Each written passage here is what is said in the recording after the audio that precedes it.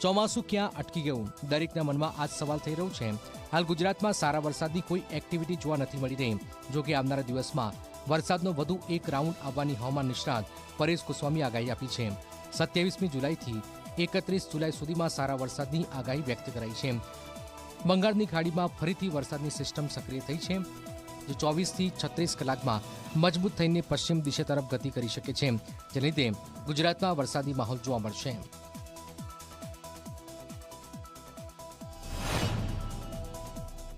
27 થી 31 જુલાઈ દરમિયાન રાજ્યની અંદર એક સારા વરસાદનો રાઉન્ડ આવે તેવું એક અનુમાન છે. આ રાઉન્ડ પૂર્ણ થાય પછી ઓગસ્ટ મહિનાની જે શરૂઆત થશે એમાં એક વરસાદનો લાંબો ગેપ પણ આવી શકે છે. નિષ્ક્રિય છે. અરબ સાગરની અંદર અત્યારે કોઈ હલચલ નથી કે કોઈ વરસાદી સિસ્ટમ નથી બની રહી. તમામ સિસ્ટમો અત્યાર સુધીમાં આવી તમામ સિસ્ટમો છે બંગાળની ખાડી તરફથી આવી હતી અને હવે બંગાળની ખાડીની સિસ્ટમો છે એના પણ ટ્રેક ચેન્જ થવાની શક્યતાઓ છે.